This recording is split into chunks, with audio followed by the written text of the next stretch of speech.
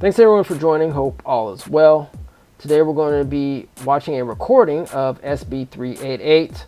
We're going to be doing a read and a brief review of the Latino Commission bill out here in California.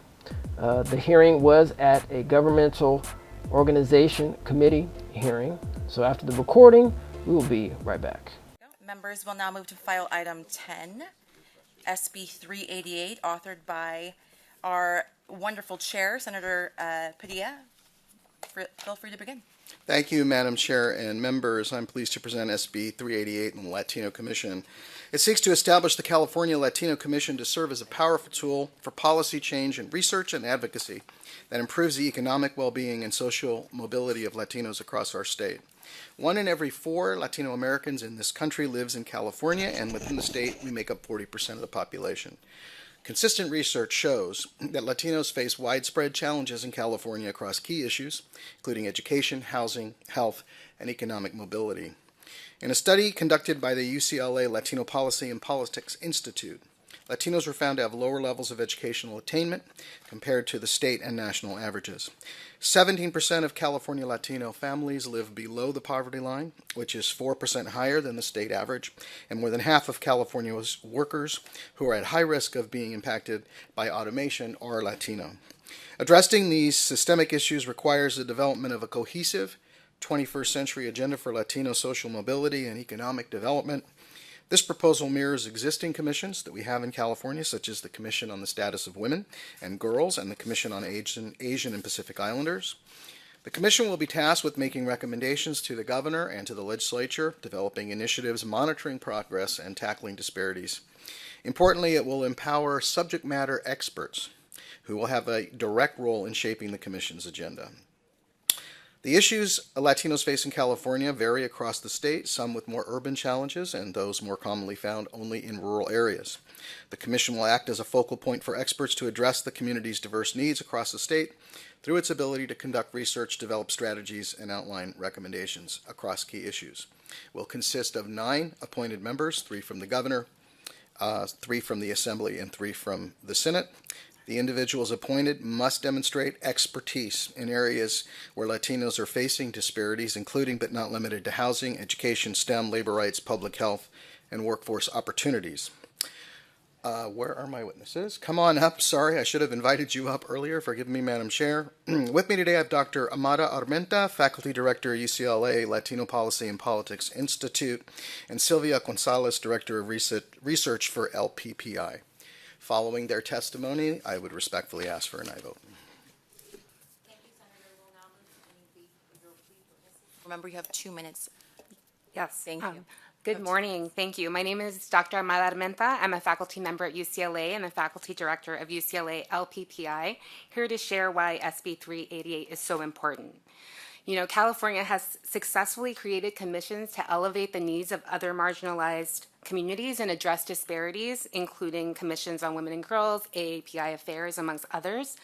Yet Latinos, who make up nearly 40% of our state population, lack this sort of focused infrastructure. At LPPI, in a state where Latinos comprise the plurality of the state, we think that every issue is a Latino issue and that a Latino commission could help address disparities because Latinos in California are still being left behind. For example, Latinos make up over half of students, K-12 students in California, yet face persistent achievement gaps as well as gaps in access to resources, funding, and college pathways.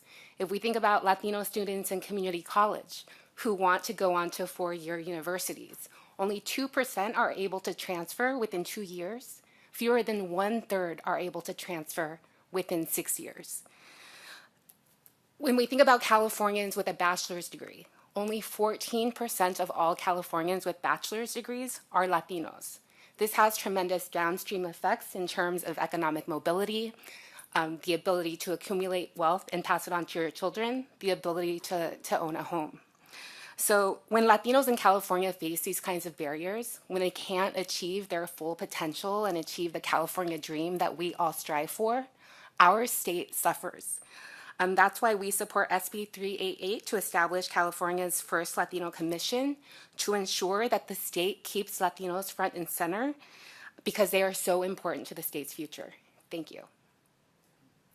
Right on. You have 2 minutes.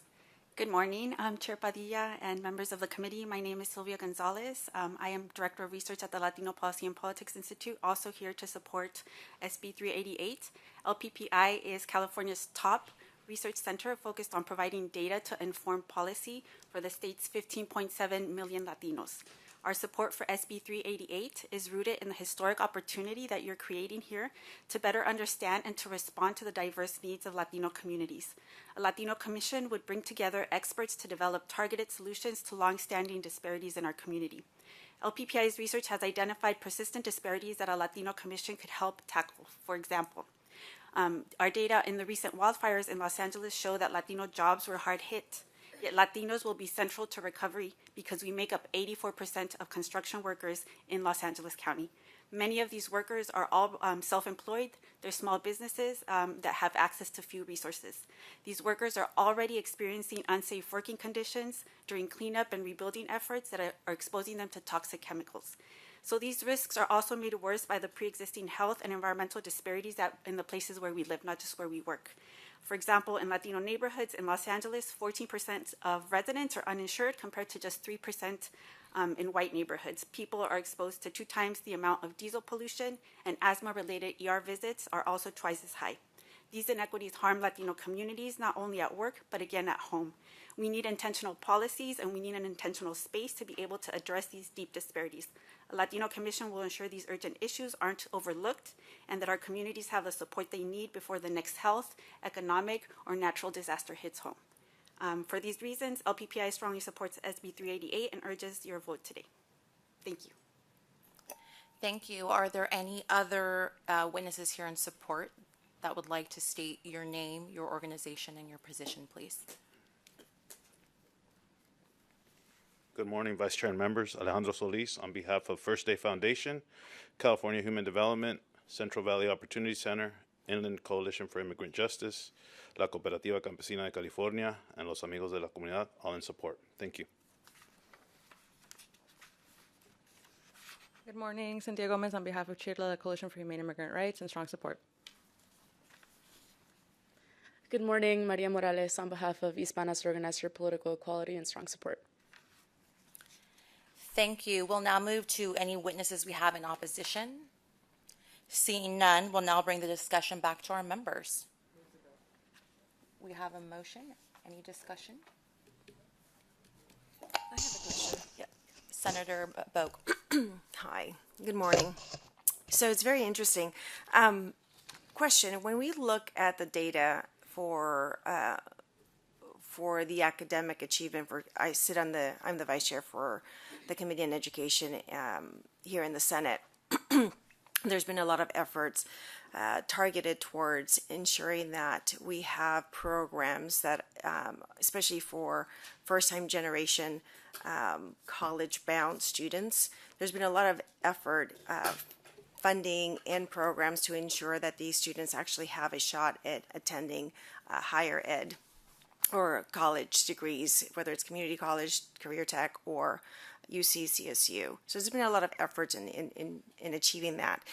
My question to you, one of the questions that I have is, when we're looking at the 14% bachelor's degrees for the Latino community, and we look at the fact that they're not succeeding academically here in California, we see similar kind of data when it comes to our Black students also not be able to achieve academic success to a degree. So we're seeing that quite a bit with communities of color. My question to you when it comes to the Latino population is, how many of them are actually students that have just migrated to the United States? The reason I ask is because many of the economic opportunities, education, and job opportunities may be impacted by the fact that there's a language barrier. And so when we're looking at the Latino population as far as achieving financial, definition of success or higher income wage jobs or education opportunities, how many of them are literally just immigrated or migrated to the state or to the U.S.? Are we keeping track of that? Because, and the other question I asked, when they're assessing them as far as academic success per, say, standardized testing, are they being tested in their primary language, or are they being tested in the secondary language, which is English, before they have actually been reclassified to English language proficiency? Madam Chair. Yeah, just briefly, and then I'll defer to Dr. Armenta, because it seems like a data subset question based on her testimony. But I'll say I'm not certain the relevance to the framework of the bill would be my answer, and I'm not sure what immigration status. I mean, the statistic that was quoted by Dr. Armenta dealt with the percentage of Latinos holding undergraduate degrees, but I'll defer to my witness. Madam Chair, if I may, Yes. if I may address the concern of the question, the data was presented as part of the witness justifying the commission. So I'm just trying to act and actually get clarification for the data that was presented in testimony. Yeah, yes, please. So I will say I don't have exact numbers on the question that you're asking as far as how many of the proportion of students, Latino students, are recent migrants. I will say just generally, when we think about Latino disparities and socioeconomic mobility, research shows that actually there's a third generation decline amongst Latinos.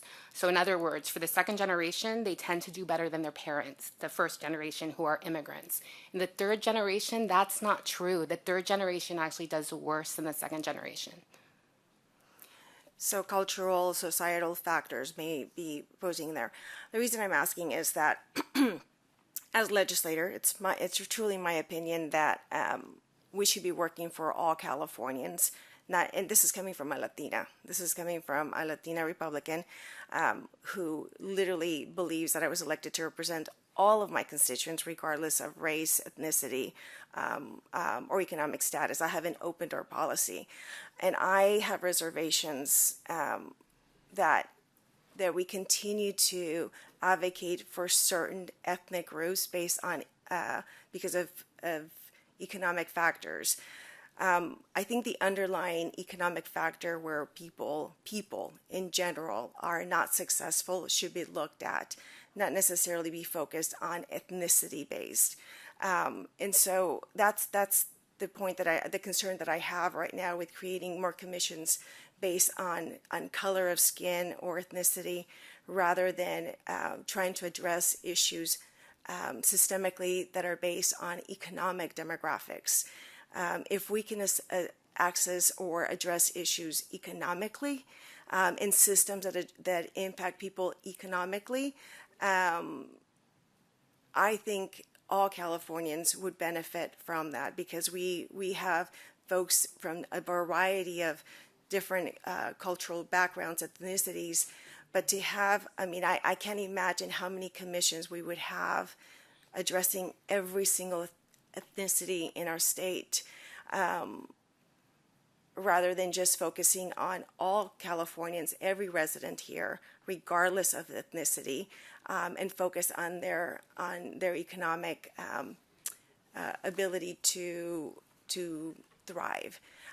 It's one of the reasons why I have a reservation on this particular bill. I find it essentially potentially discriminatory to any other ethnic group in our state that we as elected are required to represent.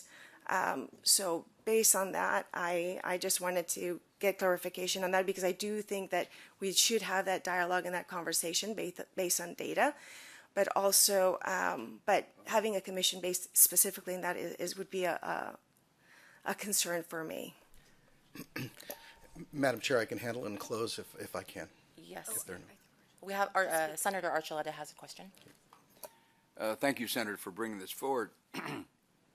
And I think there is a need for the commission.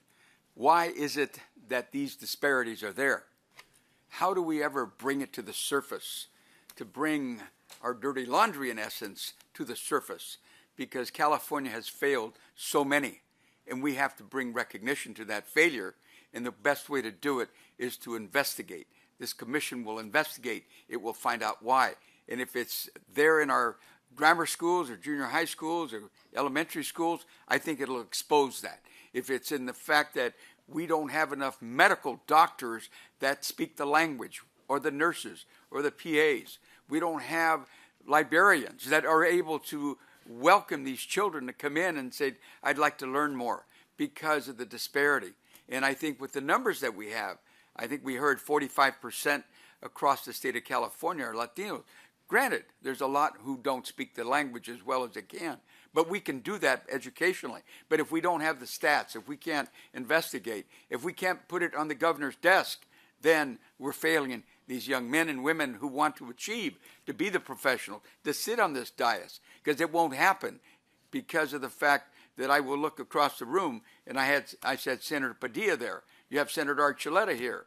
And then we have a third senator, only 3 males in the Senate. And my colleague from, where is Oakland, yes. And only 3 males. With the number of people, we are family fathers, we are family grandfathers and brothers and so on. Why are there only 3? We have, I believe, 7 women that are Latinas that are here. Yes, Republican and Democrat. Well, we need to find out what we can do to improve and balance the scale. And I think this is what it's all about, balancing the scale. Reach down and helping those who need help. Because the higher we raise the bar, the better the educational standards. The more people will be served. So this commission, I think, is needed, and I applaud the senator for bringing it forward. And I will move the bill at appropriate time. Thank you, Madam Chair. Senator Weber. Good morning, Senator. To your witnesses, thank you so much for coming today. Was not originally planning on speaking on this, but I want to highlight the fact that we are elected to represent all of our constituents in our district and every single one of our residents here in California. And in doing so, we have to look to see if certain individuals, certain groups may need something a little different. Looking at everyone and treating everyone the same has not worked. When we look at African American children, for example, and I am a strong advocate for African American children, California is 39th out of 42 in terms of our 3rd and 4th graders being able to read at their grade level. That's not a language issue. It's not even an economic issue. And unfortunately, when you look at states like red states who have taken this on and realized that they need to focus on this group, they need to do something called cultural competency within their education level. They are now doing better than we are because they recognize that a little bit more, something different needs to be done for a group of individuals for whatever reason to improve their overall outcomes. And so when we have something like this, it recognizes the fact that in order to get everyone on the same playing field and to provide the same opportunities, that certain groups may need a little bit more or a little different. And for that, I strongly support this bill. And in doing so, recognize that I am doing it as I'm representing all Californians. Because if we have groups that continue to be at the bottom, if we have groups that continue to not be able to succeed, then we as a state, whether you're black, white, female, Asian, male, whatever, we will all ultimately end up suffering from that. And so I will be supporting this, and thank you for bringing it forward. Thank you. And I just want to say that I deeply respect the intent of this bill, and I am too very passionate about improving outcomes across the board for Latinos and all Californians. I'm going to support this bill, but I do have some reservations, and I do have, unfortunately, a long list of questions for you. First, you had both mentioned and were well aware of the lack of outcomes for students in California and specifically Latino students.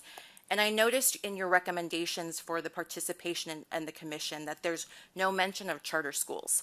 And Latino students make up a significant portion of students in California, as I think you said it was 54%. And in charter schools, they're about 52.4%. Given that charter schools have shown strong academic outcomes for Latino students, there are studies showing improvements in graduation rates and math performance and UC and CSU eligibility.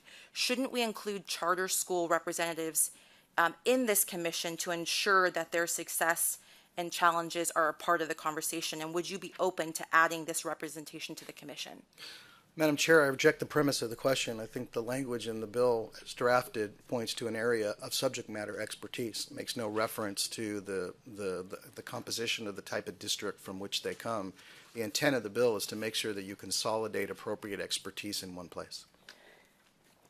Okay, so then my question, so you wouldn't be open to specifically adding a charter school representation to the commission? Madam Chair, I did not say that. I said that the bill's language talks about concentrating specific areas of professional expertise in composition here, which is appropriate. It does not address, nor in my opinion should it, from what construct they come. In other words, the work of this commission, in my view, would be too important to get ensnared in those political battles. Okay. So the other thing that I think there is some concern about when it comes to the commission and establishing this commission is that it could potentially conflict with Proposition 209, which prohibits race and gender-based discrimination in state programs. And specifically, are there safeguards in terms of the recommendations that the commission will offer to ensure that they're not violating Proposition 209? Well, I think both in the intent phase and the dialogue with Ledge Counsel, certainly when they look at drafting language, that's part of that legal analysis, and that has not been flagged, and that wouldn't be my position that that would be a concern here. And do you have any concerns about that in terms of the recommendations of the commission, either of the witnesses? Okay. So are we, and then my last question is really around accountability. You know, I am a bit nervous that it's going to take some time for the commission to get up and running. It's going to take some time for recommendations to be presented to the legislature. And Latinos, families, and Californians need solutions now. And I would hope that our policy recommendations, whether it's the monies that we invest in UCLA as a think tank on Latino policy, whether it is our own work here in the legislature, that we take action now on recommendations that we know already exist from UCLA, from our constituencies.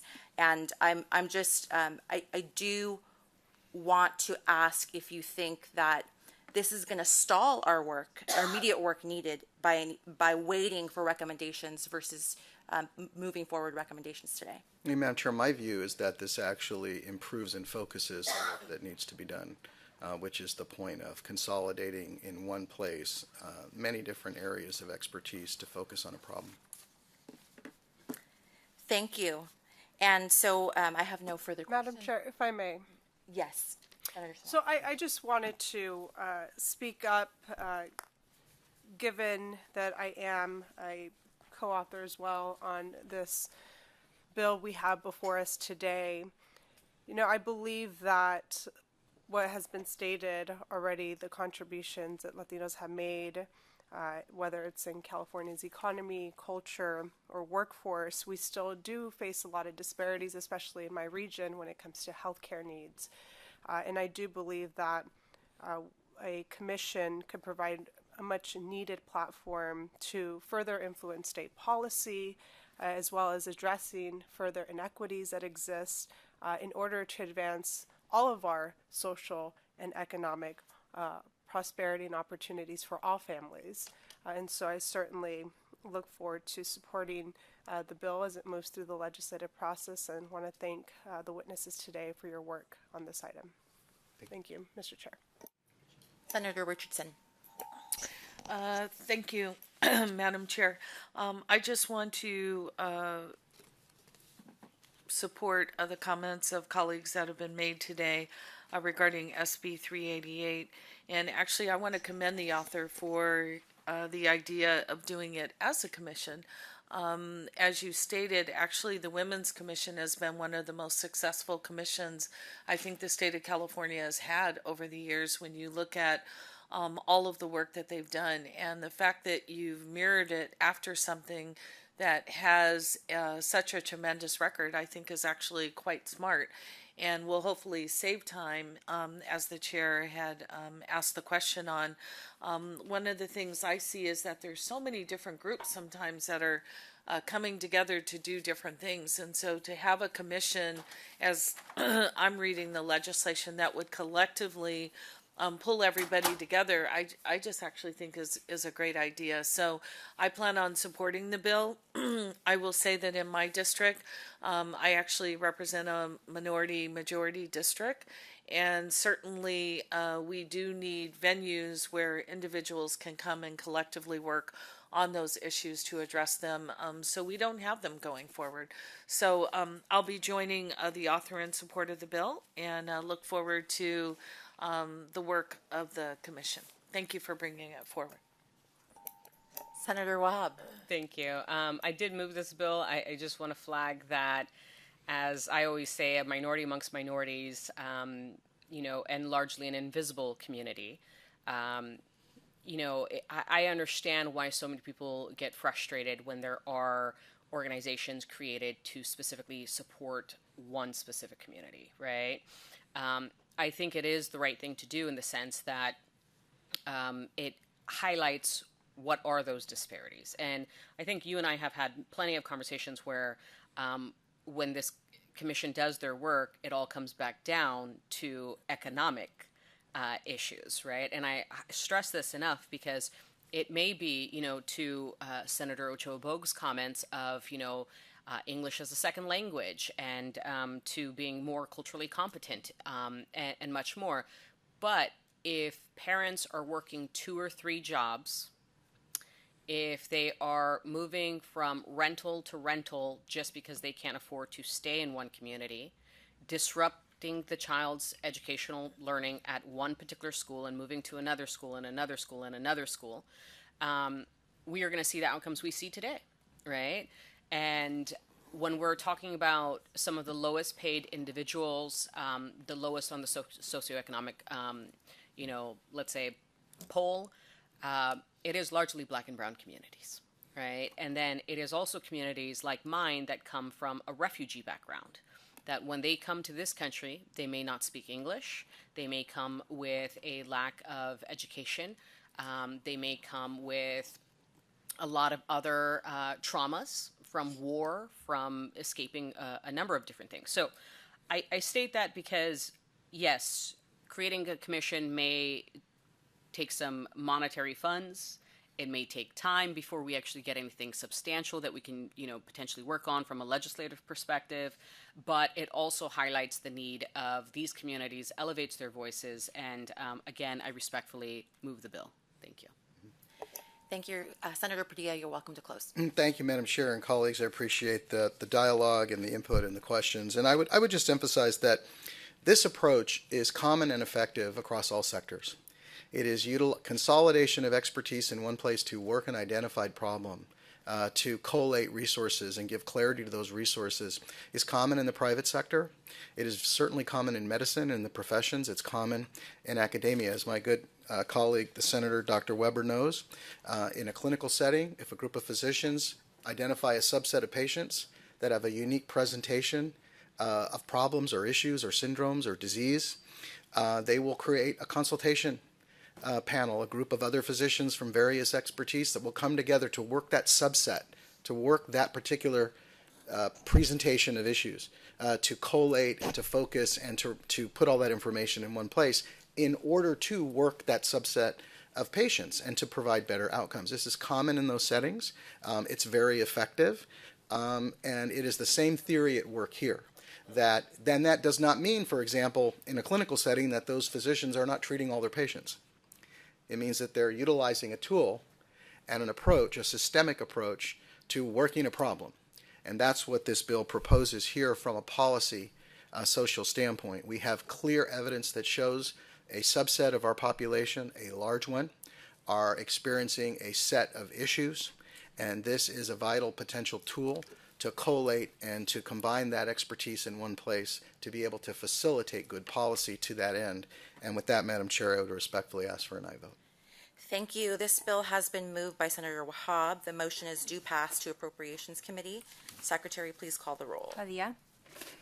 Aye. Padilla, aye. Valladares. Aye. Valladares, aye. Archuleta. Aye. Archuleta, aye. Ashby. Blakespear. Blakespear, aye. Cervantes.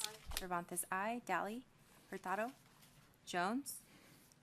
Ochoa Bogue. No. Ochoa Bogue, no. Richardson. Aye. Richardson, aye. Rubio. Smallwood Cuevas. Wahab. Wahab, aye. Weber Pearson.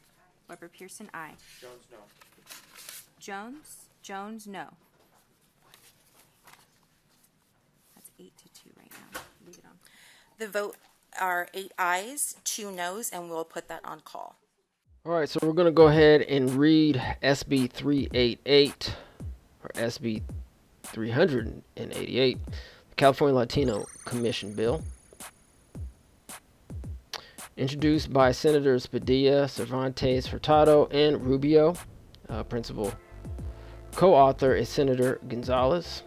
Principal co-authors, Assembly members Carrillo and Ortega. Co-authors, Senators Arguin and Menjivar. Co-authors, Assembly members Calderon, Mark Gonzalez, Quirk Silva, Celeste Rodriguez, Solache, and Zuber. All right. An act to add and appeal Chapter 3.4.1, commencing with Section 8277 of Division 1 of Title 2 of the Government Code relating to state government.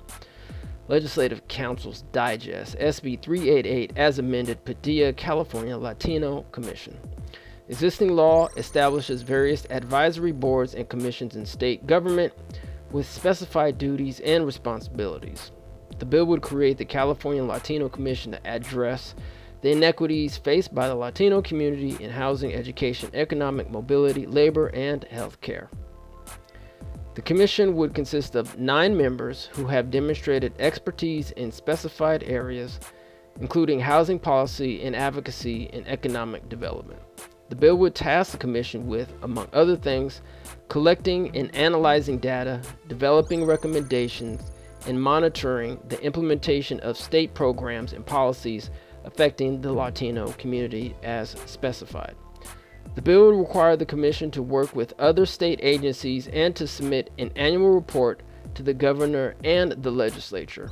The bill would establish that the Commission and its activities would be supported by appropriations by the legislature from the general fund and grants from federal and private sources. The bill would repeal these provisions on January 1st, 2036.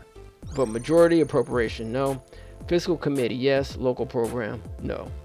The people of the state of California do enact as follows. Section 1, Chapter 3.4.1, commencing with Section 8277, is added to Division 1 of the title of the Government Code to read, Chapter 3.4.1, California Latino Commission. Section 8277.